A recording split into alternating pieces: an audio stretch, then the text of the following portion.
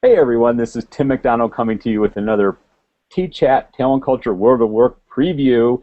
And this week we are really excited, especially just based upon the fact that I was at a conference kind of talking a lot about this very topic, how open leaders win employees' hearts and minds.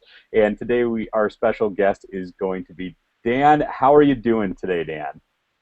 It's a beautiful day in British Columbia, Canada, my friend Tim, and I'm really excited to be here this week. I've been not just a fan of TChat, but an observer and a participator in the real world. I call myself a practicing futurist, and TChat is really my kind of crowd. Well, I love it, and I can tell you're going to fit in right at home here with us. But yeah, so why don't you just tell us a little bit? I mean, I know you're going to be joining us both on Tuesday at 7:30 p.m. Eastern Time for TChat Radio, and then again on Wednesday at 7 p.m. Eastern Time for TChat Twitter chat. So why don't you just tell us a little bit about you and what you do? Awesome. Well, first and foremost, I think I'm a dad and I'm a husband, and I think that goes to who I am. Family first, but if you treat your workplace like family, then you've got a 24-hour cycle that's going to be pretty cool. Unfortunately, our organizations, I don't think, are treated like family, Tim. Currently, I'm the head of learning and collaboration at TELUS, which is kind of like Verizon or AT&T up in Canada, but a $10 billion company of 40,000 people. And I look after the leadership development, collaboration, learning technology, learning strategy of the organization. But what I'm really proud about these days is this puppy. I managed to write a book out of sort of the experience that I've had over my 20-year career called Flat Army, creating a connected and engaged organization. I'm thrilled to bits to sort of speak with you guys and get on TChat on Wednesday to dive into what I believe are the problems inside the organization, why we're not sort of treating each other like family, and ultimately what I think is the antidote in order to get to a more engaged and thus connected organization. Well, fantastic. I can't wait. This is something I know you and I were talking before we started recording that I really just have I can't wait to read your book, and I just can tell from your blog post and some of the things I've read about it that I can tell we have a lot of the similar lines of thinking. But why don't you just kind of give us a preview of what we're going to be talking about? And the one thing that I was really interested in is why today is it so important for us to have open leaders in the workplace?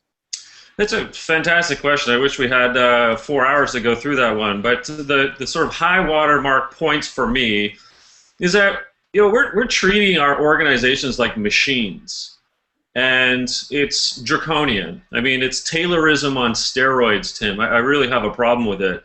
And if we're to treat sort of ourselves like family, if we're to treat ourselves like that way in which we want to be treated, which is open and connected. And, well, guess what? Every one of us is a leader in an organization, right? I mean, you're a leader of self. You're a leader of your own calendar at times. You're a leader of projects. And, yeah, you might lead people, but together in what I call the flat army, we're all leaders. But if we only think that, 10% of the organization are, in fact, leaders, well, to me, that's the definition of command and control, or closed and uncoordinated. So for me, the definition of open, i.e. being on a level playing field, asking people for input, advice, ideas, and allowing them to be part of a solution as opposed to telling them what the solution is, like that to me is what is the disparate, disgusting nature of what's going on in our organizations. We're telling everyone what to do as opposed to asking how might we do it. And so, for me, open is really, really a strong consideration. It doesn't mean that we have to go by, consensus to decide everything. Like, that's different. But to be open enough to say, hey, what do you think?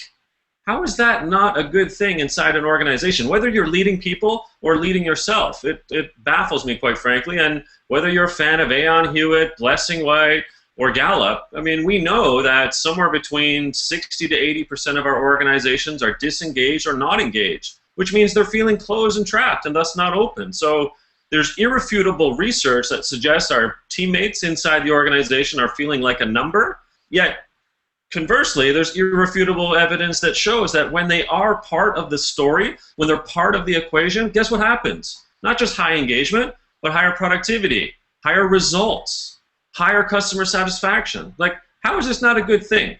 It's really not rocket science to me, but I am perhaps just a simple author. Well, sometimes the most complex problems have the simplest solutions, right? Fair enough. Fair enough. So, well, this is, I mean, you just gave us so much to think about coming up to our TChat radio show and TChat Twitter chat, both Tuesday at 7:30 p.m. Eastern Time and Wednesday at 7 p.m. Eastern Time, that I know we are going to have a great conversation. So Dan, but until we actually see you on TChat, how can people get in touch with you? Well, I'm a big fan of Twitter, a big fan of Google+, and of course, I'm a pretty avid blogger myself when I'm not writing books. So over at flatarmy.com is where you can get more info about me, or at Pontefract Twitter. Happy to chat prior to TChat, my friend. Well, and I'm sure after, because as we always say at TChat, the conversation never ends. We keep it going.